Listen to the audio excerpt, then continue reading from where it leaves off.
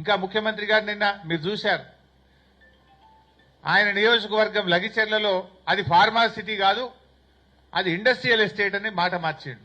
అబద్ధమాడడానికి సిగ్గుండాలి. నువ్వు ఇచ్చిన గెజిట్ నోటిఫికేషన్లు ఏముంది?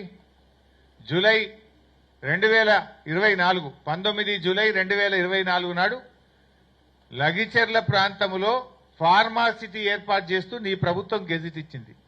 నువ్వేమో ప్రజలు తిరగబడితే ఇప్పుడు మెల్లగా మాట మార్చి లేలే అది ఇండస్ట్రియల్ ఎస్టేట్ అని మాట్లాడుతున్నావు. నువ్వు చూసుకో ఒకసారి, నువ్వు ఇచ్చిన గెజిట్ 19 జూలై 2024 నాడు ఫార్మాసిటీ ఏర్పాటు చేస్తున్నట్టు నువ్వు గెజిట్ ఇచ్చినావు.